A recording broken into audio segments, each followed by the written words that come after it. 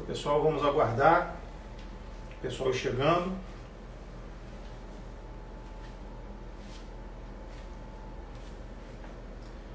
Vamos lá, pessoal, vamos lá. Vamos aguardando. Vamos ver o pessoal chegando. Juliana.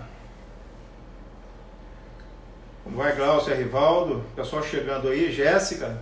Tudo bem, pessoal? Vamos lá. Vamos chegando para a gente começar a nossa live de hoje. Guilherme. Tudo bem, Guilherme? Elmo Flores. Yasmin Monteiro. Pessoal chegando, vamos lá. Live hoje vai ser um sucesso, muita gente chegando. A gente vai falar de um assunto interessante, muito bom, muito gostoso, legislação de trânsito. A gente vai ter como foco aí, gente, o concurso da Polícia Militar do Estado do Rio de Janeiro, mas a gente vai dar uma aprofundada no assunto para contemplar também o pessoal que deseja o concurso da PRF, tá? Ana Paula entrando, Daniela, vamos lá, gente, vamos chegando.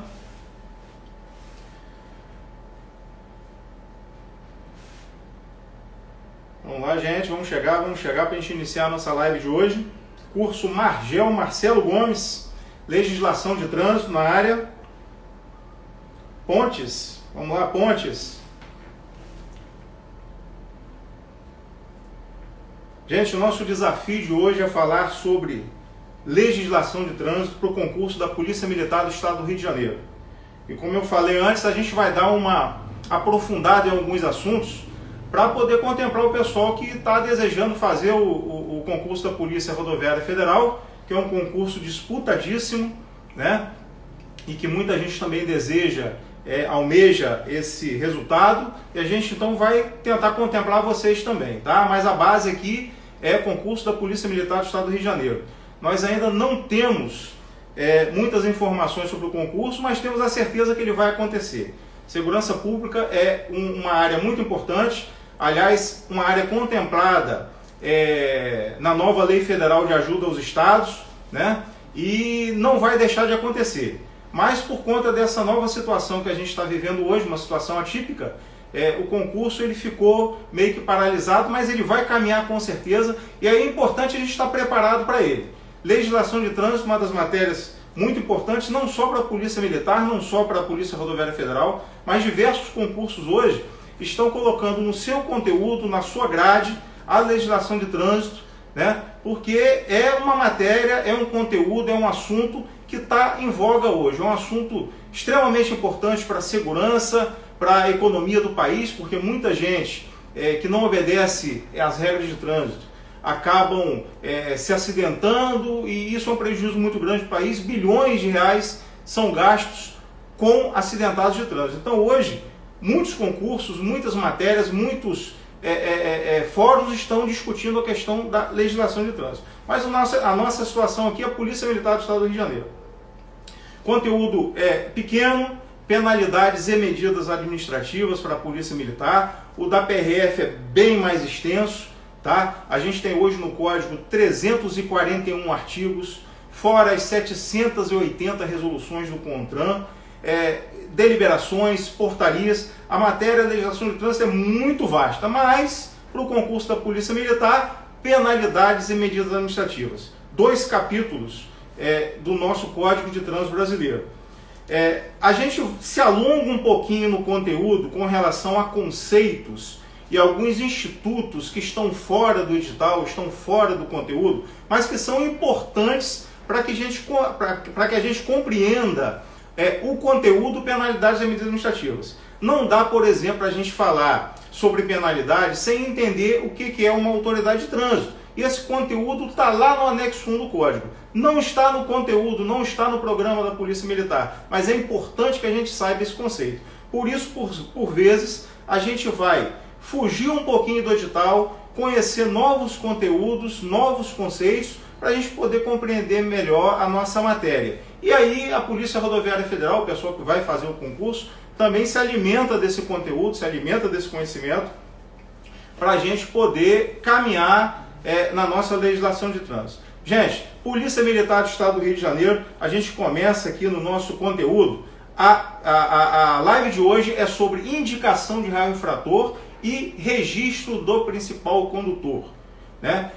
São institutos parecidos, existem algumas semelhanças e a gente vai tentar aqui ao final trazer para vocês justamente essas diferenças. Até a gente chegar lá, a gente vai absorver, a gente vai fazer um resumão de tudo que a gente precisa saber para poder chegar lá nesse conteúdo de indicação do réu infrator e registro do principal condutor. Bem, vamos lá, gente.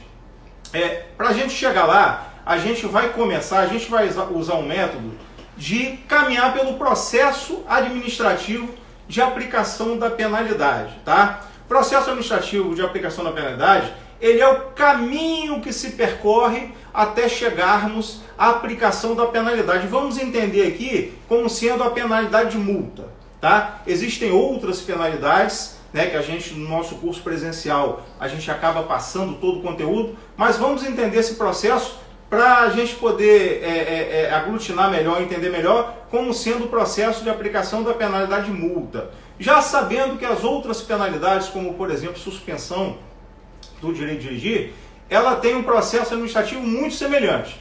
Então esse processo de aplicação da penalidade de multa, ele vai servir também para outros processos de cassação, de suspensão, de advertência por escrito, tá? Mas aqui vamos entender na nossa cabecinha que estamos no processo de multa.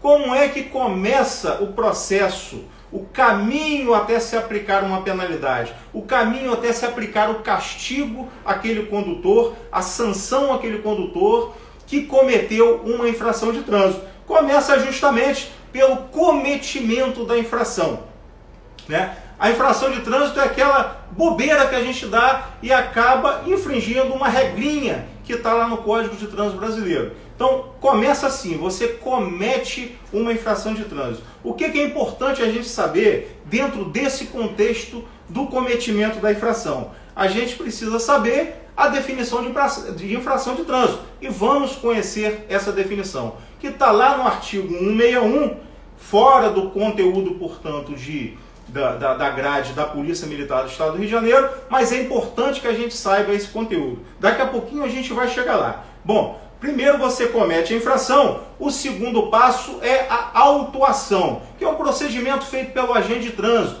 Ele vai fazer uma anotação em documento próprio, que é o auto de infração, para que se caminhe dentro desse procedimento. Muito bem, terceira fase do processo administrativo de aplicação de uma penalidade é a notificação de autuação, né? A notificação de autuação, por hora a gente vai entender que é aquela cartinha que chega na sua casa, né, entregue lá pelo correio, você tem que assinar o recebimento dela e lá nessa cartinha vai estar comunicando para você que você foi flagrado cometendo uma infração de trânsito. É a primeira cartinha que você recebe do órgão de trânsito. A gente vai daqui a pouquinho, a gente vai entrar mais a fundo nesse assunto. A gente, por enquanto, está tomando ciência do contexto geral do processo administrativo de aplicação da penalidade, tá?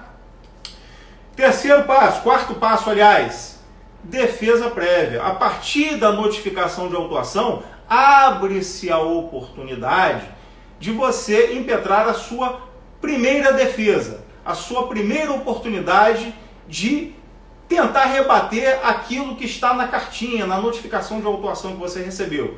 Olha, órgão de trânsito, eu não cometi essa infração por tais motivos, tais motivos, tais motivos, né? Então isso você vai tentar ter sucesso na sua defesa prévia. Nesse mesmo prazo da defesa prévia, você tem mais duas coisas que você pode fazer. Você pode indicar o réu infrator, que por acaso é o conteúdo da nossa live de hoje, indicação do réu infrator, e você pode também solicitar ao órgão de trânsito que converta a sua multa em advertência por escrito. É um outro conteúdo, advertência por escrito é uma outra penalidade, né? E a gente, numa oportunidade próxima, vai se aprofundar nesse assunto. Hoje, a nossa live é sobre indicação de réu infrator e registro do principal condutor. Então vamos relembrar, você comete a infração de trânsito, olha o caminho que você vai percorrer. Você comete a infração de trânsito, ato contínuo, o agente de trânsito vai realizar a autuação, que é o procedimento de registro dos dados daquela infração que você cometeu. Em seguida, o órgão de trânsito emite uma notificação que vai chegar na sua casa. A partir daí abre-se um prazo para defesa prévia, indicação de real infrator ou pedido de conversão da multa em advertência por escrito.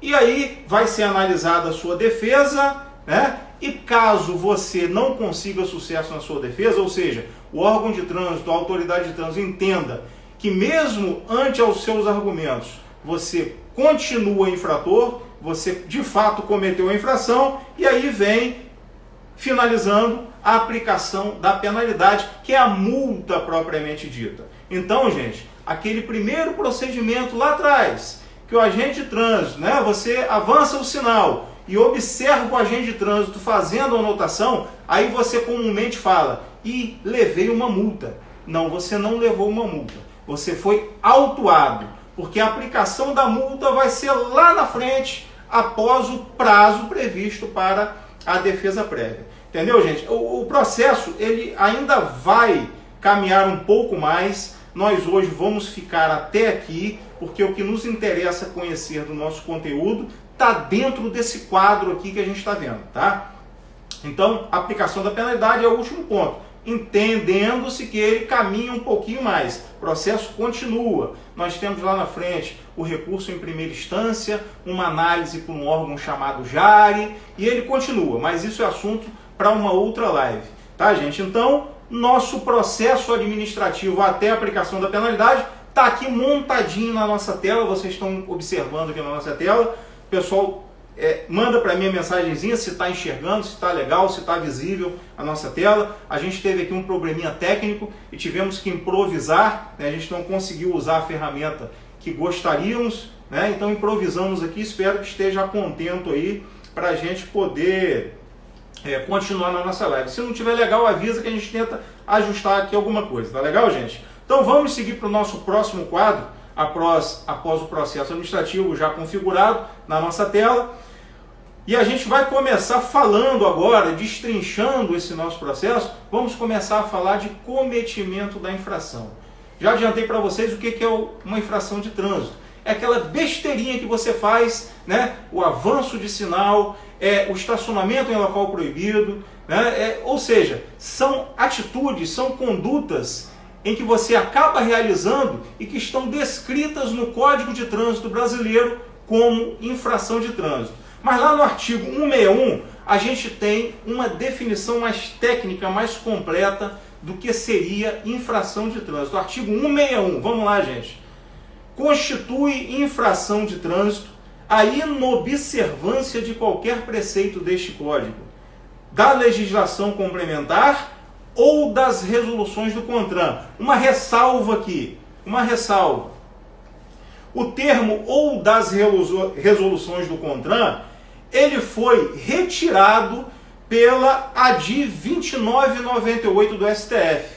Né? Resoluções do CONTRAN são normas que têm como objetivo apenas regulamentar o que já está descrito no Código de Trânsito Brasileiro. E dessa forma, elas não podem criar fatos novos. As resoluções não podem criar multas, não podem criar punições novas. As punições, as multas, elas já estão previstas no Código de Trânsito Brasileiro. Então, quando o artigo 161, lá em 98, quando foi criado o Código de Trânsito Brasileiro, determinou que as resoluções do CONTRAN também criariam novas infrações, novas multas, novos fatos, né? O STF agora determinou que isso não pode. As resoluções do CONTRAN não podem criar infrações. As resoluções do CONTRAN não podem criar multas novas. Então esse termo está riscadinho aí no nosso slide. Esse termo ele está fora do artigo 161. Permaneceu que infração de trânsito é a inobservância daquilo que está descrito no Código de Trânsito Brasileiro e legislação complementar.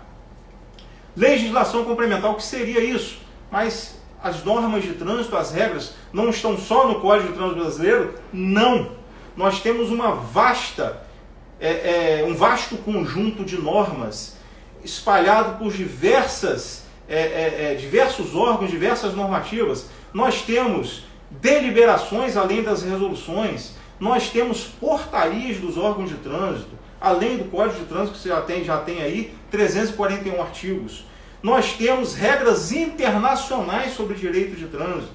Nós temos regras de âmbito municipal, de âmbito estadual, que se referem à regulamentação daquilo que já está descrito, mas são regras de trânsito também. Então, gente, legislação de trânsito é vastíssimo. É um desafio conhecermos toda a legislação de trânsito, né? Os doutrinadores chamam a legislação de colcha de retalhos, porque a gente tem que pensar um conteúdo aqui, um conteúdo ali, um conteúdo acolá, e dentro desse contexto a gente poder formar o nosso conhecimento. Então, legislação de trânsito é muito grande, é muito vasto, é um caminho longo que a gente tem que percorrer e, portanto, infração de trânsito não é só o que está, não é só a inobservância do que está no Código de Trânsito Brasileiro. É a inobservância de qualquer regra que exista nas legislações complementares, né, existentes aí no nosso país, inclusive regras de direito internacional de trânsito. Tá? A gente tem, por exemplo, regras de trânsito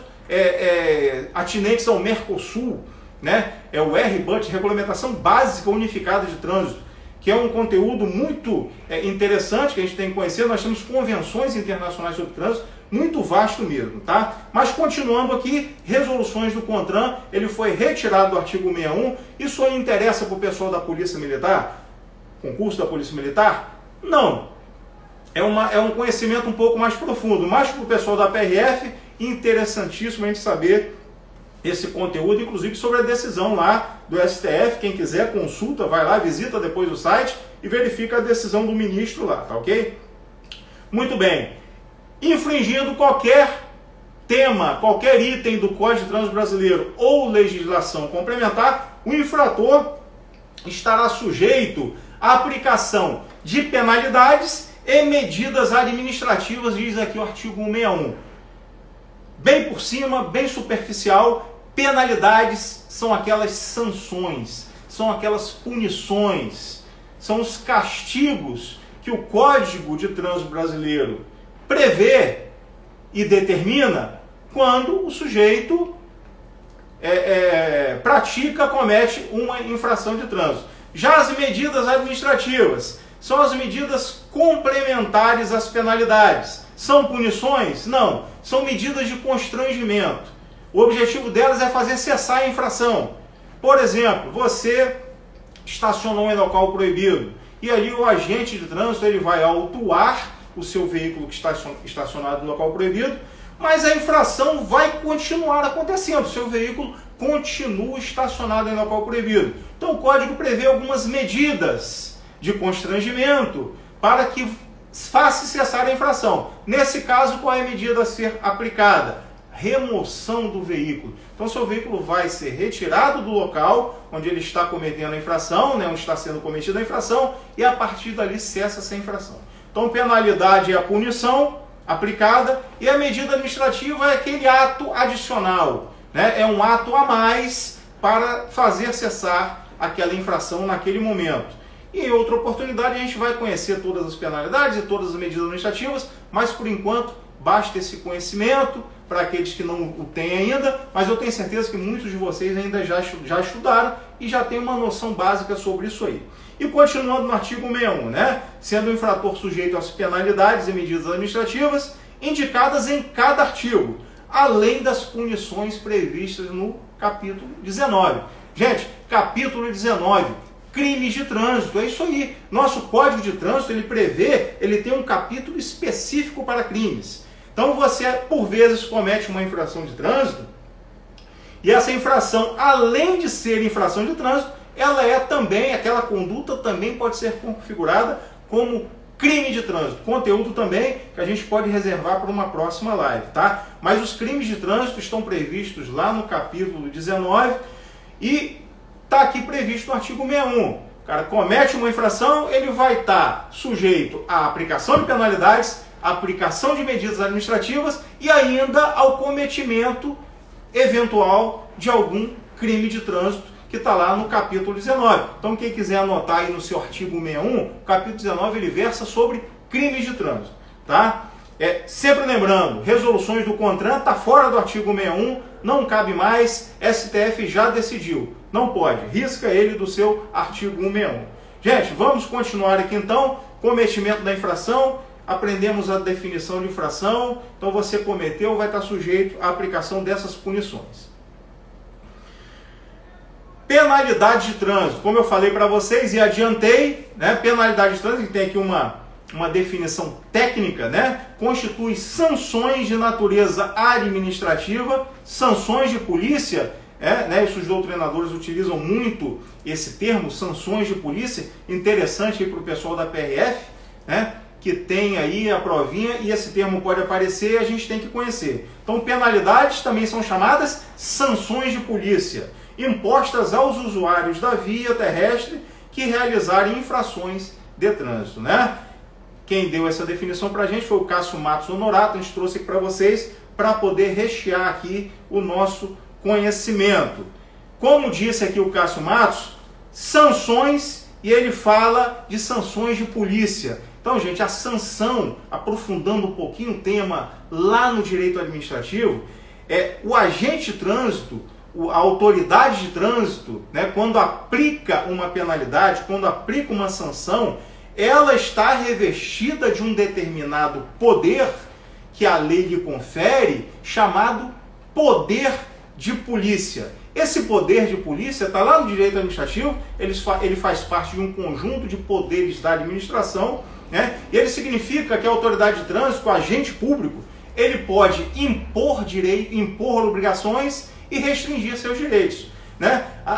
O poder de polícia não quer dizer que ele venha do agente policial, né? Não só do agente policial. O agente policial também tem esse poder, mas ele é do agente público revestido com esse poder. Por exemplo, a fiscalização sanitária, quando vai numa lanchonete e verifica que lá possui produtos vencidos, qual é o poder que lhe é dado, né? Qual é o poder atribuído ao agente público para que ele possa fechar a lanchonete e aplicar a penalidade, né? Interditar a lanchonete? É o chamado poder de polícia, né? O agente sanitário, ele é um policial? Não.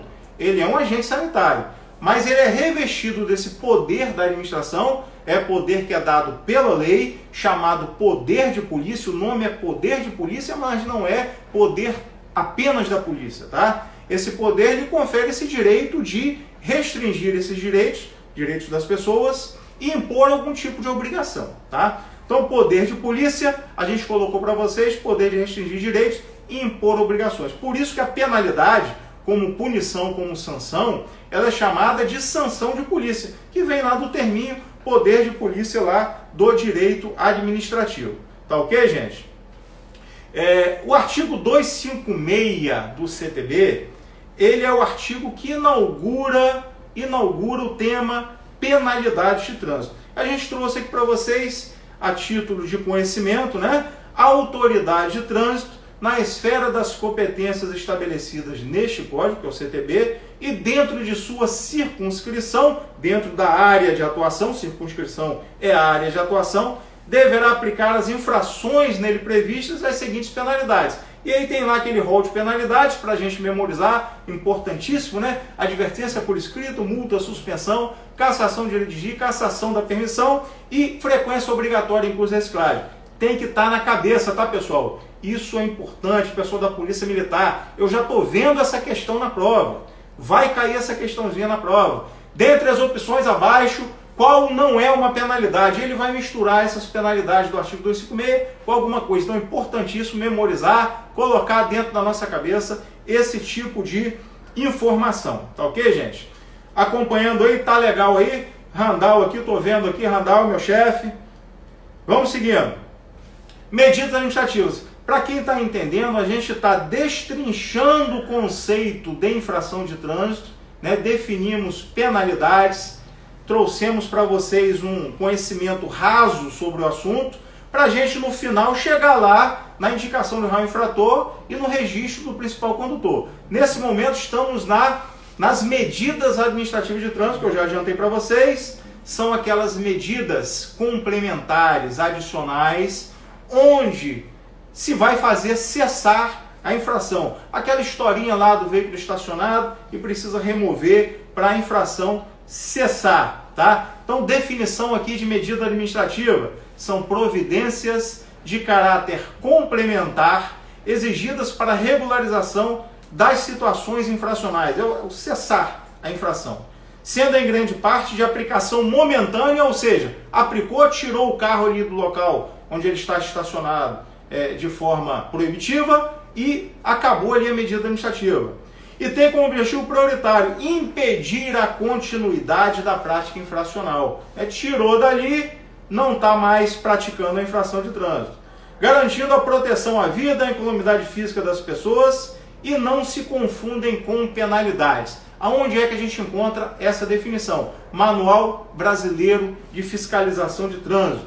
É uma resolução do CONTRAN, está lá no conteúdo da PRF, então é importante a gente saber essa definição de fato, né, de medidas administrativas. E para fechar, são medidas de constrangimento, fazendo cessar imediatamente a infração. Essa é a definição de medidas administrativas que estão lá no artigo 169. Eu não sei se vai estar dando para vocês lerem o conteúdo aí do artigo 69 que a gente trouxe. Como eu disse, a gente teve um contratempo, não conseguimos utilizar a ferramenta de transmissão necessária que a gente estava desejando e a gente está adaptando aqui, talvez tenha ficado um pouco pequeno, mas quem tiver com a lei na mão, artigo 269, ele traz o rol de medidas administrativas e sua definição, tá? Depois dá uma olhadinha lá, artigo 269, importantíssimo, que inaugura aí o conteúdo, o capítulo de medidas administrativas de trânsito, tá bom?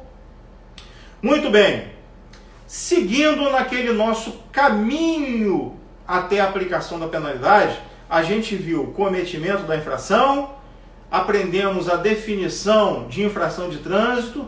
Dentro da infração, dentro desse conceito, a gente acabou destrinchando, aprendemos o que é legislação complementar, aprendemos que o STF tirou as resoluções do CONTRAN do artigo 161, aprendemos a definição de penalidade, aprendemos a definição de medidas administrativas e tomamos conhecimento que no cometimento de infração você pode até cometer um crime de trânsito, que está lá no capítulo 19 do nosso Código de Trânsito, tá? E agora a gente pula para uma outra etapa, tá? Vamos para a autuação. O que seria a autuação? Lembrando lá daquele nosso exemplo do comecinho da nossa live, né? Você acabou avançando o sinal vermelho, avançou o sinal do semáforo, artigo 208, infração gravíssima, 7 pontos na sua carteira. Mas a pontuação e a obrigação de pagar a multa ainda não está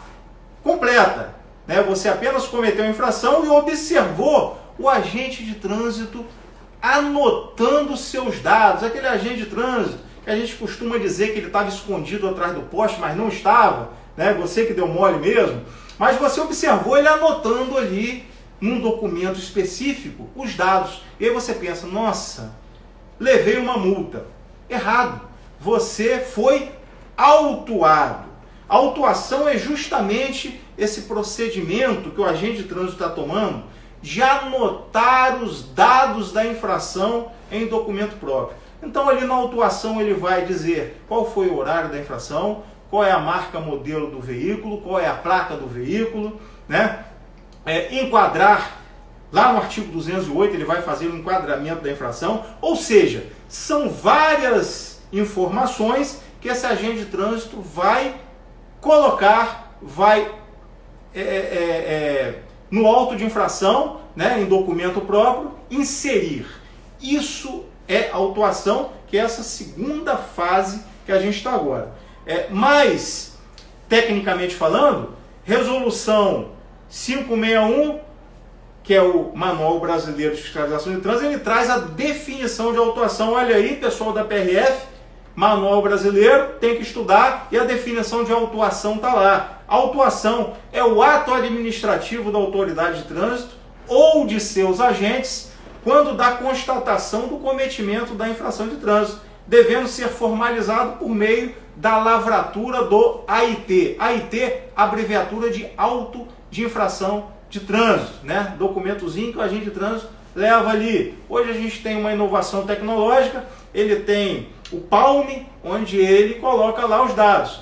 mas nas cidades ou nos órgãos que ainda não possuem palm top, está lá o auto de infração ainda no papel, ele vai anotando essas informações lá. Na definição de autuação, e aí um conhecimento um pouco mais profundo lá do direito administrativo, que não é minha área, mas a gente é obrigado a entrar nela, porque trânsito, legislação de trânsito, ela respira direito administrativo. Assim como tem ali direito constitucional, direito civil, processo civil. Na verdade, a legislação de trânsito ele abarca diversos conhecimentos, muito interessante, muito gostoso. Mas aqui, na definição de autuação, se falou em ato administrativo. E lá no direito administrativo, a gente aprende que ato administrativo é uma declaração de vontade do Estado feito por um servidor, né? Ou seja, aquele que faz as vezes do Estado naquela situação. Então, o servidor, fazendo as vezes do Estado, ele anota os dados ali, tá? Então, ato administrativo, não vamos nos aprofundar muito, está lá em direito administrativo, mas é uma declaração de vontade do Estado que é feita através de um servidor público, e no caso, o agente de trânsito que está de serviço fardado, a exigência é essa, né? Ele tem que estar fardado, né? E a viatura, se houver, tem que estar caracterizada. Está lá no Manual Brasileiro de Fiscalização de Trânsito também. Então não existe aquela coisa do agente de trânsito de folga, né? Tá passeando pela cidade e faz a anotação de alguma infração que ele observou. Negativo. O manual prevê que só em serviço fardado e viatura caracterizada é que você pode realizar esse tipo de procedimento. Gente, dentro ainda de conceito de ato administrativo, né? Lembrando que a autuação, né, o procedimento de anotar os dados é um ato administrativo. Dentro desse conceito de direito administrativo, nós temos os elementos do ato administrativo. Dentre esses elementos, nós temos a competência, ou seja, um sujeito, que é o agente de trânsito, ele tem que ser competente para autuar. O que significa isso? Ele tem que estar dentro de sua circunscrição. Nós vimos isso lá no artigo 256, quando falamos da definição de penalidade, né? Ele tem que estar dentro de sua área territorial, tá? Então, qual é a circunscrição da Polícia Rodoviária Federal? Rodovia Federal. Qual é a circunscrição do Detran, que utiliza como braço a Polícia Militar, né? Quando é credenciada, o Detran ele tem lá as rodovias estaduais e, em determinadas situações, as vias municipais. O Detran também tem competência para atuar, né? Os agentes municipais, qual é a circunscrição? Qual é a área territorial que ele tem que atuar? Ele tem que atuar dentro das vias municipais. Então, cada órgão vai ter a sua competência territorial para agir. Se sair dessa competência territorial, o auto de infração, aquela autuação é nula. Ela fere o elemento da competência que tem que revestir todo o ato administrativo, tá? Então, competência está ligada ao sujeito também, né? Então, quem é que tem a condição, a capacidade de autuar, de praticar aquele ato administrativo de autuação? É o agente de trânsito atuando dentro da sua circunscrição, tá? Então, todo ato de autuação, ele tem que ser revestido da competência necessária, tanto territorial quanto do agente que pratica o ato de autuação, nesse caso aqui, da infração de trânsito cometida. Ok, gente? Continuando ainda no tema autuação. Quem é que pode autuar? Acabamos de falar. O servidor público, né? Ou policial militar, que trabalha junto aos outros órgãos de trânsito, como órgão credenciado, mas ele, tendo essa competência, nós temos a seguinte definição. Quem é que autua? A autoridade de trânsito ou agente de trânsito. Quando nós vimos a definição lá atrás, nós observamos que podem autuar tanto o agente de trânsito quanto a autoridade de trânsito. Mas quem são esses caras? O que diferencia o agente de trânsito comum, o agente de trânsito, aquele que trabalha na rua, da autoridade de trânsito? Vamos lá as definições. A autoridade de trânsito, gente, é o chefe, é o dirigente máximo do órgão. é aquele que comanda o órgão, tá? Então nós temos, por exemplo, a PRF. O diretor-geral da PRF, que está lá em Brasília, ele é uma autoridade de trânsito. No caso da PRF, para facilitar o trabalho, ele acaba delegando também essa competência, essa questão da autoridade de trânsito para os seus superintendentes, que são os gestores estaduais. Então, na PRF, a autoridade de trânsito é o diretor-geral, mas também são os superintendentes, que são os chefes de cada estado. No órgão municipal, quem é a autoridade de trânsito? É o presidente do órgão municipal, o diretor do órgão municipal, né? Lá no DR, quem é a autoridade de trânsito? É o diretor do DR, o presidente do DR. No DENIT, a mesma coisa, ou seja, a autoridade de trânsito é o chefe, é aquele que comanda o órgão, é a autoridade máxima do órgão. Nós temos a definição de autoridade de trânsito lá no anexo 1 do Código, tá? É importante a gente saber essa definição, para saber entender o que é uma penalidade, para saber o que é uma medida administrativa, a gente tem que entender o que é autoridade de trânsito. Esse conceito a gente vai achar lá no anexo 1 do CTB, onde a autoridade de trânsito é o dirigente máximo do órgão ou entidade executiva, integrante do Sistema Nacional de Trânsito ou pessoa por ele expressamente credenciada. Então vamos gravar isso aí. A autoridade de trânsito é o chefe, tá ok? E o agente de trânsito, quem é o agente de trânsito? É o subordinado, é aquele que vai trabalhar na via, vai a campo para trabalhar diuturnamente para fiscalizar o trânsito. Então é o policial rodoviário federal, é o agente rodoviário federal, né? É o agente de trânsito municipal, onde muitos municípios utilizam a guarda municipal como agente de trânsito, né? É o agente credenciado da Polícia Militar para trabalhar no trânsito. Ou seja, é aquele pessoal que está lá na ponta da lança, é o pessoal que vai na pista para poder fiscalizar e realizar as autuações. Legal, gente? Então, diferenciando-se aí a autoridade de trânsito e agente de trânsito, a gente já sabe que quem pode autuar, tanto o agente quanto a autoridade de trânsito, tá? Para o procedimento de autuação. Pode a autoridade de trânsito sair do gabinete dele e ir para a rua autuar? Pode, tranquilamente. Pode o agente de trânsito que já está na via autuar? Pode, os dois podem. Qual a diferença aí, então? A gente vai perceber essa diferença lá na aplicação da penalidade, lá na ponta. Quando falamos para vocês que na autuação aquilo não era multa, é porque nós temos na definição do artigo 256 que a penalidade de trânsito, entenda-se multa, ela só pode ser aplicada pela autoridade de trânsito. Então existe inicialmente a autuação e lá na frente é que a penalidade vai ser aplicada. Aplicada por quem? Pela autoridade, tá? Mas a autuação em si, os dois podem. Na aplicação da penalidade, apenas a autoridade de trânsito pode. Apenas o dirigente máximo, o chefe, aplica a penalidade lá na frente. Mas por enquanto estamos falando de autuação. Quem é que pode autuar? Autoridade de trânsito e agente de trânsito. Os dois podem cumprir essa função. Aliás, gente, definição aqui, já havia me esquecendo, também lá do anexo 1 de agente da autoridade de trânsito ou simplesmente agente de trânsito. Pessoa civil ou policial militar. Como eu falei, polícia militar também pode ser agente de trânsito.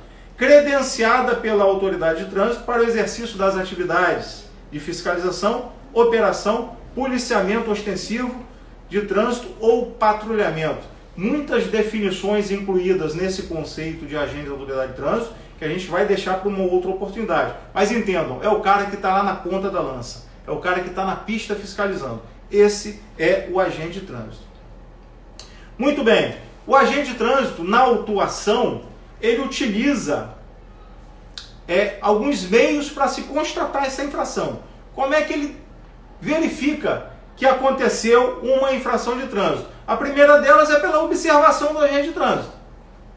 Ele observa aquela infração e, ato contínuo, faz a autuação. Mas é só assim que pode acontecer uma autuação? Não.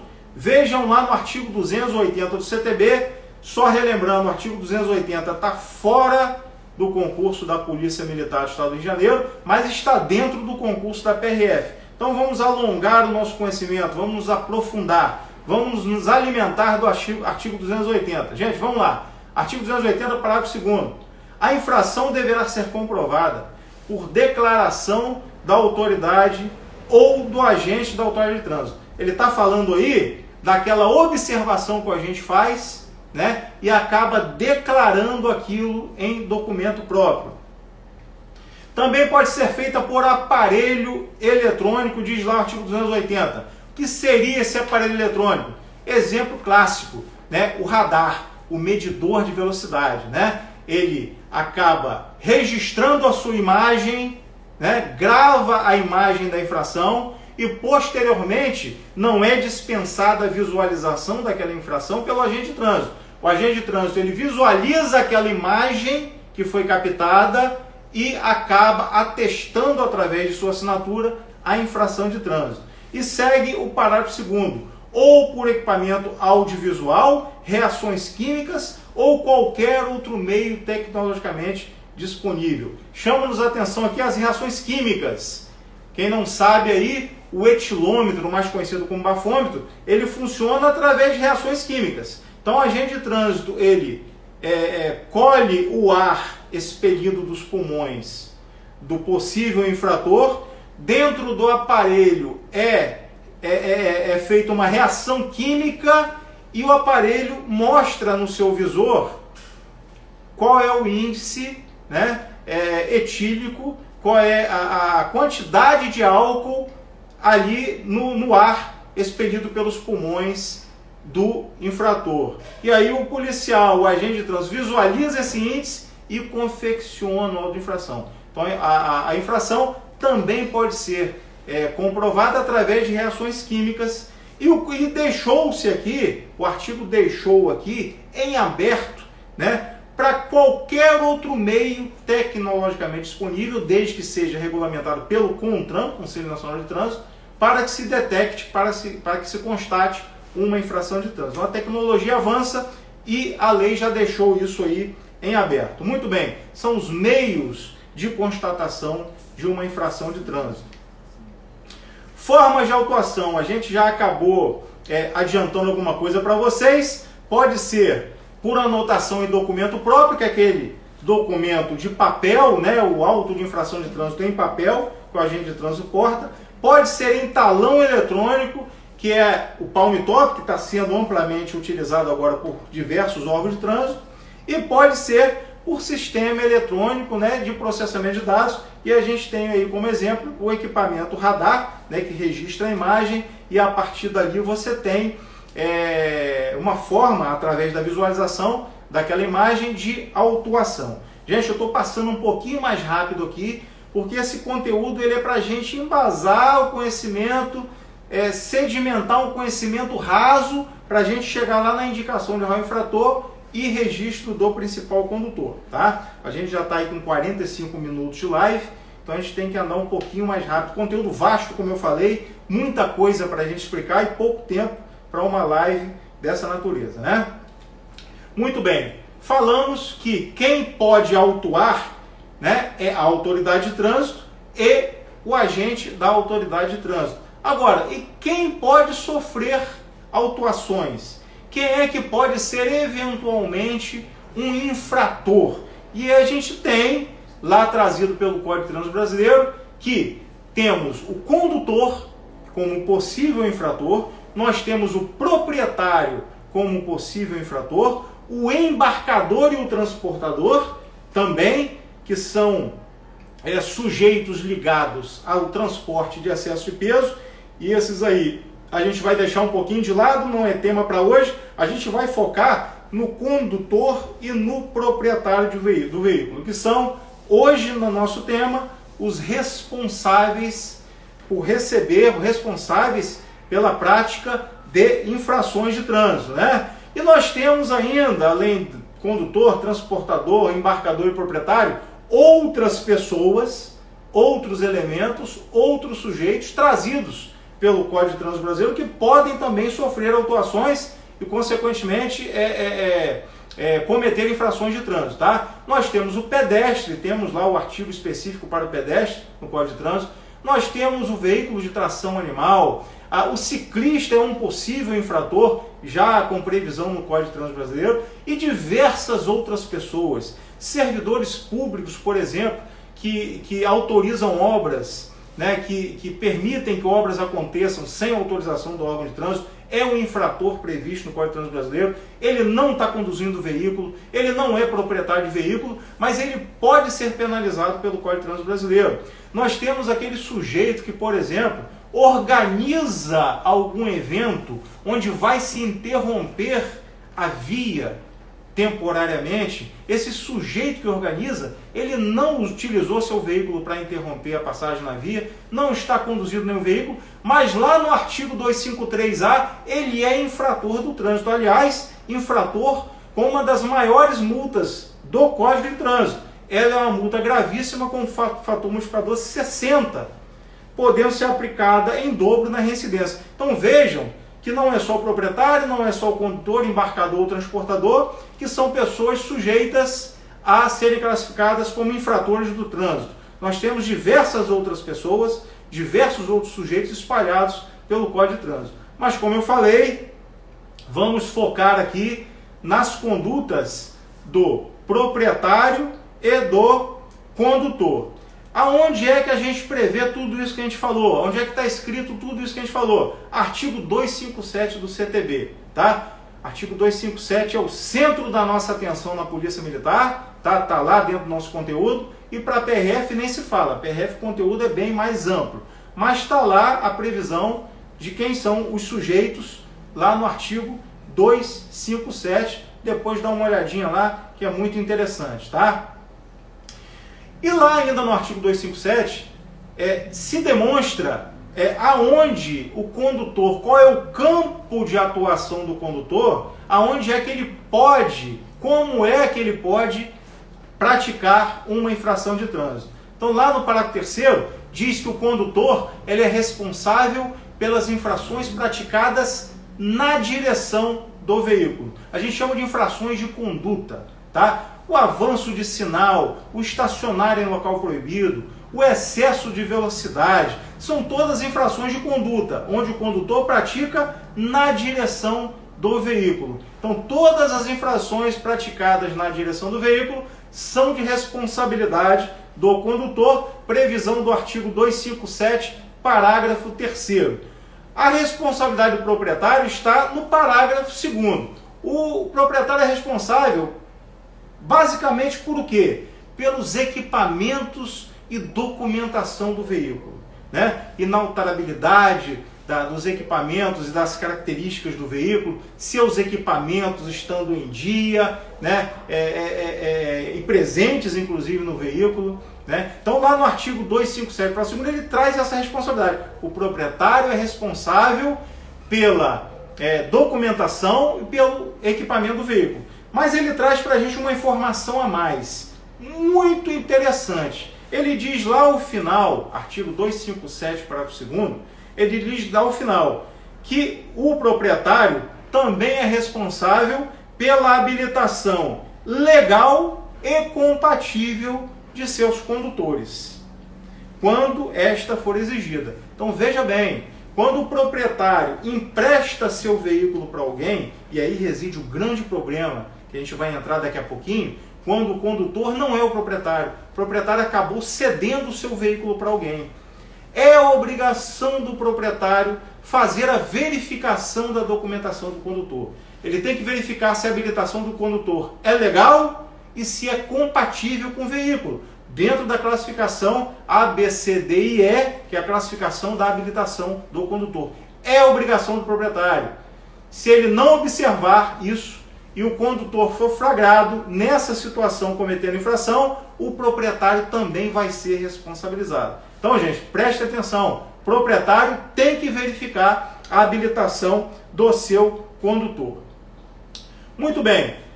Interessante a gente trazer essa informação para vocês no artigo 257, parágrafo 1º. A gente definiu a responsabilidade do condutor, que são com relação as infrações de conduta. A gente definiu a responsabilidade do proprietário, que é responsável pelos equipamentos e documentos do veículo, além da habilitação legal e compatível de seus condutores, mas existem momentos em que o proprietário e o condutor são responsáveis solidariamente. Eles respondem juntos pelo cometimento da infração. Isso vai acontecer justamente naquela situação que eu já citei, onde o proprietário empresta o veículo para alguém inabilitado e esse alguém inabilitado é abordado, fiscalizado e flagrado cometendo a infração de dirigir sem habilitação ou de dirigir com habilitação de categoria diferente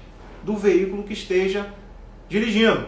O código prevê que nessa situação os dois serão responsáveis, tanto o condutor quanto o proprietário. E aí é o que a gente chama de responsabilidade solidária, prevista lá no artigo 257, parágrafo 1º. Interessante, né, a gente ter o conhecimento para o concurso da PRF é saber diferenciar a infração de dirigir veículo sem habilitação, que o condutor vai ser a ele imputado, né, ele estava conduzindo o veículo sem habilitação ou com habilitação incompatível, da infração de entregar direção à pessoa não habilitada ou permitir que pessoa não habilitada conduza o veículo. Essas duas últimas de responsabilidade do proprietário, porque lembra, ele é solidário, ele é obrigado a verificar a habilitação do seu condutor. E aí ele pode ser enquadrado no artigo 163, que é o artigo de entregar direção à pessoa não habilitada, e 164 de permitir que pessoa não habilitada ou com habilitação de categoria diferente tome posse e conduza o seu veículo. Importante citar o seguinte: qual é a diferença entre entregar a direção e permitir que pessoa não habilitada conduza o veículo? A diferença ela reside justamente na presença do condutor no momento da abordagem. Se você entregou, você está presente ali junto com o condutor não habilitado no veículo, e aí o agente de trânsito aborda, verifica a habilitação incompatível ou sem habilitação do condutor, a propriedade do veículo é daquele que está ao lado do condutor, então a infração a ser capitulada aí será do artigo 163, entregar direção à pessoa não habilitada. Do contrário, o filho pegou escondido a chave do pai, o pai deu mole, o filho foi lá, pegou a chave do carro e saiu para curtir a noite. Por azar, foi flagrado pelo agente de trânsito. E ali verificou-se que ele não tem habilitação. Uma infração vai ser imputada ao condutor, o filho, de dirigir sem habilitação, e uma outra infração, né, o agente de trânsito vai ter que fazer 2 autos, o segundo auto de infração vai ser direcionado ao proprietário, que não está presente. E aí onde é que ele vai enquadrar esse proprietário? No artigo 164. Permitir, né, o verbo correto é permitir que pessoa nas condições referidas no artigo 62 tome posse do veículo, ou seja, pessoa sem habilitação. Então essa diferença entre entregar e permitir é importante principalmente para o pessoal da PRF. O pessoal da Polícia Militar, não tanto, a prova é mais literal, vai ser aquilo que está escrito, sem muitas interpretações, e sem falar que as infrações de trânsito não caem no conteúdo da Polícia Militar. Então, essa diferença é entregar e permitir, mais para o pessoal aí da PRF. E agora, gente, finalmente, faltando 6 minutos para o nosso final, mas vai dar tempo, a gente entra no conteúdo indicação de réu infrator e registro do principal condutor. Muito bem, vamos começar pelo registro do principal condutor. Instituto inovador, instituto novo na legislação de trânsito, foi incluído em 2017, antes disso não havia esse instituto do principal condutor no Código de Trânsito Brasileiro. Imaginem a seguinte situação: eu comprei um carro para o meu filho, mas é o meu filho, o carro é meu, está sob minha propriedade, ele é maior de idade, tem carteira, mas o carro permanece na minha propriedade, tá? Comprei para ele. Ele é que conduz o veículo comumente, é ele que sempre está na condução do veículo. E aí ele comete uma infração lá, e aquela infração, em determinadas situações, pode chegar até mim. Eu, indiretamente, posso ser penalizado, mesmo não estando na condução do veículo. E aí, para essas situações, além de outras, como o taxista que aluga seu ponto junto com o carro, né, uma empresa de grande porte que tem veículos conduzidos sempre pelo mesmo condutor, né, são situações em que, para facilitar, a lei determinou que o proprietário pode realizar o registro do principal condutor no órgão executivo de trânsito, tá? O que ele vai fazer? Ele vai comparecer ao órgão executivo, que aí a gente vai entender agora que ele é o Detran, né? Mas ele pode também acessar o site do Denatran, que também é o órgão executivo, tem lá o link para a gente poder fazer o registro do principal condutor, e lá ele vai registrar um nome, no exemplo que eu dei do meu filho. Registro lá o nome do meu filho e coloco ele como o principal condutor. A partir daquele momento, né? Aliás, o principal condutor tem que aceitar, ele vai receber um e-mail do órgão e vai aceitar aquele registro. A partir daí, o principal condutor passa a ser o responsável pelas infrações cometidas naquele veículo, tá? Por todas as infrações que ele cometer. Então é uma situação duradoura. A partir do registro, ele vai continuar sendo responsável como se proprietário fosse. Aí está a importância do Instituto. Então nós temos lá no artigo 257, parágrafo 10, o seguinte enunciado: o proprietário poderá indicar ao órgão executivo de trânsito, né? Vejam aí que o órgão executivo ele não diz se é Detran ou Denatran, mas pode ser os dois, o principal condutor do veículo, o qual, após aceitar a indicação, terá seu nome escrito em campo próprio do cadastro do veículo no Renavan. Então o nome dele vai ser escrito lá no Registro Nacional de Veículos Automotores e a partir daí ele passa a ser o responsável como se proprietário fosse. Ele pode sair, ele pode ser excluído do Renavan? Pode. As situações estão aí no parágrafo 11, que a gente vai deixar para uma outra situação, ou vocês deem uma olhada, porque o nosso tempo está curto. Mas o Instituto é esse, principal condutor. Efetivou o registro, a partir dali ele é como se fosse o proprietário do veículo. Já o real infrator, não. O real infrator, eu sou o proprietário do veículo, emprestei o veículo para o meu filho, ele naquela situação cometeu infração de trânsito e eu recebi uma notificação em casa. Eu recebi um aviso do órgão de trânsito dizendo que aconteceu uma infração de trânsito. E aí, meus amigos, eu vou ter que comparecer ao órgão autuador, aquele que autuou e não ao órgão executivo, tá? Eu vou comparecer ao órgão autuador, que também pode ser órgão executivo, mas podem ser outros. Mas eu vou naquele que autuou e vou realizar a indicação do infrator que naquela situação, naquela ocasião, cometeu a infração. E amanhã ele comete outra infração. Eu vou ter que tomar o mesmo procedimento. E semana que vem ele comete outra infração. E de novo eu vou ter que comparecer ao órgão de trânsito para poder tomar o procedimento de indicação do infrator. Então, gente, o principal condutor é utilizado para aqueles casos onde comumente existe um condutor diferente do proprietário. Ele está sempre conduzindo. E já a indicação do réu infrator, não. Né? O proprietário ele vai ter que comparecer sempre que acontecer uma infração, vai ter que comparecer para poder indicar o real infrator. Indicação de real infrator, artigo 257, parágrafo 7º. Então a principal diferença, né, entre real infrator e principal condutor é essa que eu acabei de passar para vocês e que está no próximo slide.